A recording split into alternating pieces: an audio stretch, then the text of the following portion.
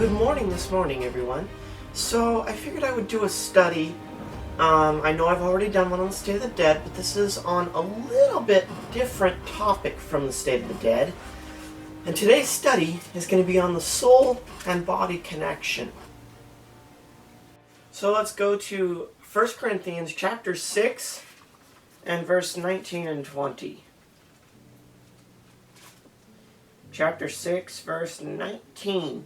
What know ye not, that your body is the temple of the Holy Ghost, which is in you, which ye have of God, and ye are not your own?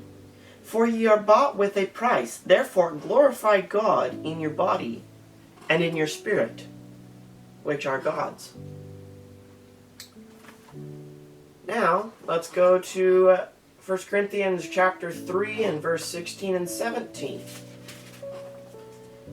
And it says, Know ye not that ye are the temple of God, and that the Spirit of God dwelleth in you? If any man defile the temple of God, him shall God destroy.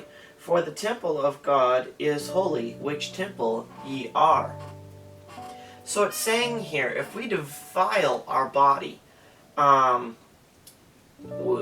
smoking, drinking, anything to defile our body corrupts our soul. So we cannot just live how we want to. So, let's move on.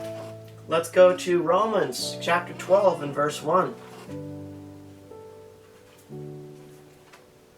Romans chapter 12 and verse 1, it says, I beseech you, therefore, brethren, by the mercies of God, that ye present your bodies a living sacrifice, holy, acceptable unto God, which is your reasonable service. 2 Corinthians chapter 7 and verse 1. 2 Corinthians chapter 7 and verse 1. Having, therefore, these promises, dearly beloved, let us cleanse ourselves from all filthiness of the flesh and spirit, perfecting holiness in the fear of God. So we need to be clean. Cleanse yourselves, it says here, so that we can be ready to go to God. Now, as I brought out in the last study, in the top corner here, in the State of the Dead, in that study, we brought out that when you die, you go to the grave. You do not go to heaven. But the breath returns to God. But that does not mean we are in heaven. We're not, when Christ comes the second time to come get everyone in the grave, are we going to be up in heaven saying, Jesus, we're up here, not down here. You missed something. We sleep in the grave. But the breath returneth to God, and that soul needs to be purified. Let's go to Ezekiel chapter 18 and verse 4. And it says, Behold, all souls are mine. As the soul of the Father, so also the soul of the Son is mine. The soul that sinneth, it shall die. And let's go to verse 20. The soul that sinneth, it shall die. The Son shall not bear the iniquity of the Father, neither shall the Father bear the iniquity of the Son. So we need to have a purified soul, because the soul that sinneth shall die. So we see here, with the soul and body connection, the two are tied together. They're one. So now, let's go divert a little bit and go look at death, unconscious. What is it at death? So let's go to Deuteronomy chapter 31 and verse 16.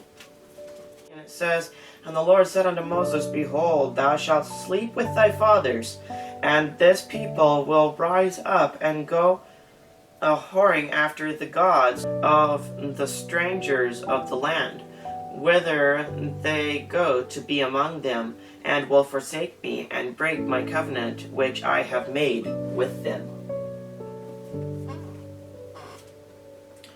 Okay, now let's go to 1 Kings chapter 2 and verse 10.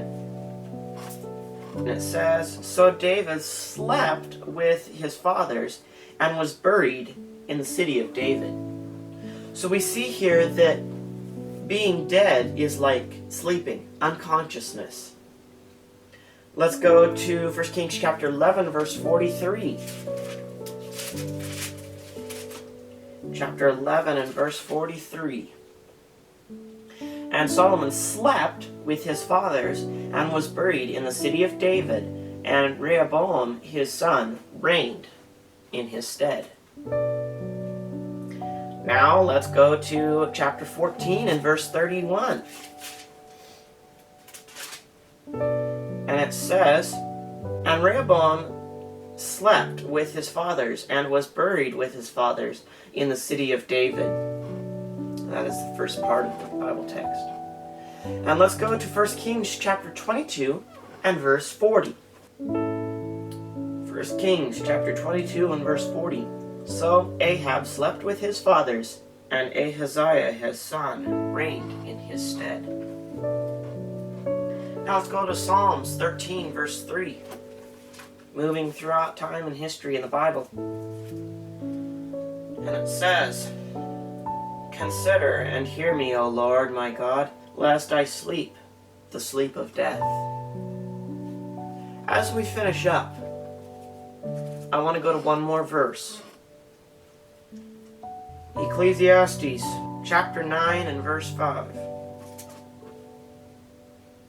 And it says, "For the living know that they shall die, but the dead know not anything, neither have they any more a reward, for the memory of them is forgotten.